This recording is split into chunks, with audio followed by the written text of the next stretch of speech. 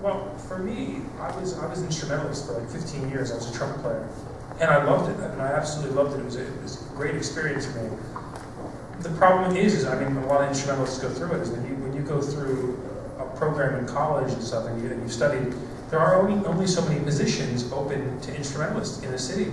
I mean, because you have different orchestras. Most cities only have what, 3 orchestras at the most, and a lot of those players in those positions, you have to wait for them to either retire or go somewhere else. So it's really, really hard to have a full-time career as an instrumentalist, and especially for a trumpet player, because the Philly Orchestra has what, 4 chairs maybe, and they use 3 all the time.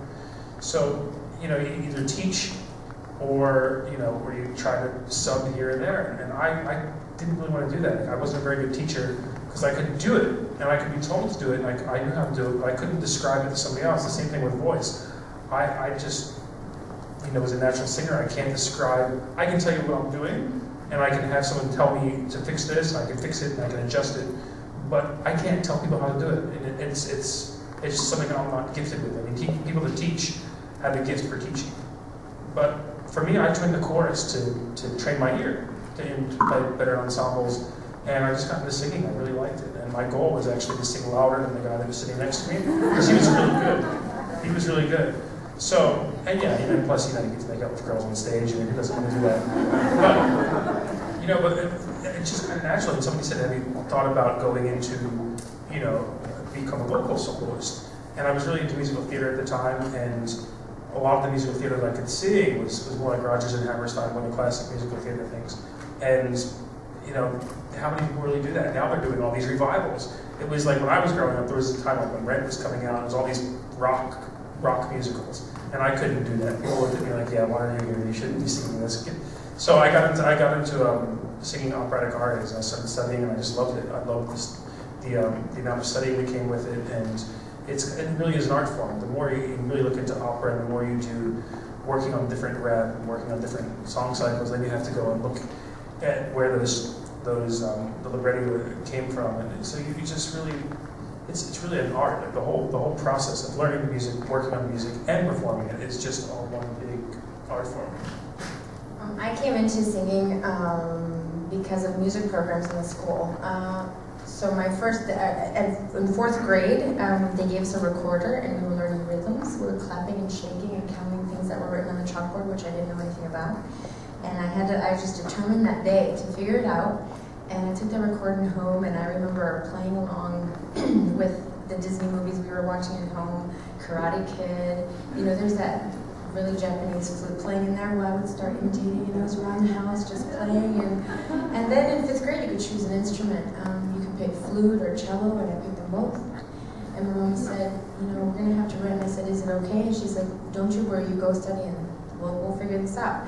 And by junior high, I was joining the band. By high school, there was a choir, so I joined the band, the orchestra, the marching band, the choir, the jazz band. and I laugh because here we are today. I don't even know what time in the morning it is, but we think, oh, it's so early.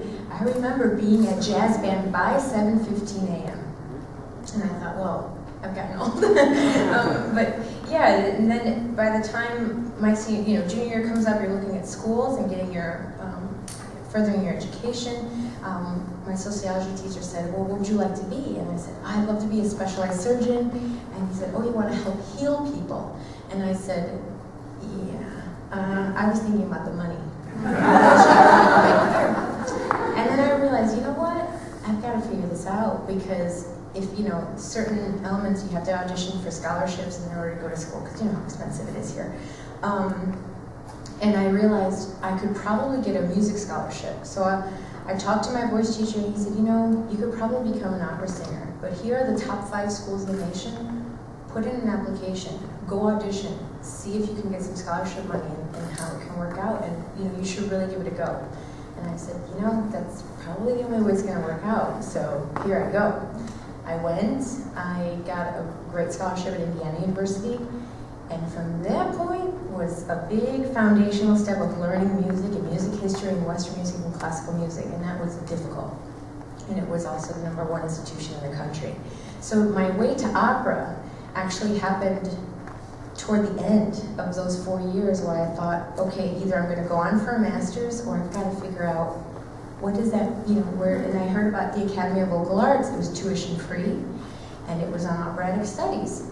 So I auditioned and I got in, and that was like another step. So in the way that you're saying how the craft is a part of you, I can say that I've always loved music since I was young, felt an emotional connection. You can play Hungarian music for me. I don't understand the language, but I feel something. I feel it, and it's like, it's there, and I want to be a part of it and express it. And opera has theater, dance, lighting, languages, travel, orchestra, everything that I ever loved, and that's how I found my path. One thing that we should have mentioned, that we're both products of public school systems. I mean, when we grew up, we wouldn't have had, we wouldn't be in this career if we didn't have strong music departments in the schools that we went to. And I for once wasn't a great student, but I always had music to fall back on. I had someone that was helping me out and made sure that I was okay. And so, because the music department was always, looked at as a big, I guess, a prestigious thing in the school. So we were nurtured, and when we needed help with things, we had help there. And a lot of the schools I know are getting rid of music programs, which is really a shame. Because I can honestly say, if I didn't have a music program in middle school or high school, then I would probably be working like a full-time job somewhere, 9 to 5, that probably didn't pay very well, or or I had to learn a trade, because I don't know if I would have went on to college had I not had music. So I mean, it's really important, because a lot of the people that we've actually grown up with that had strong music programs, and a lot of people we met all went to public school and were nurtured by that music program. So we like to interact with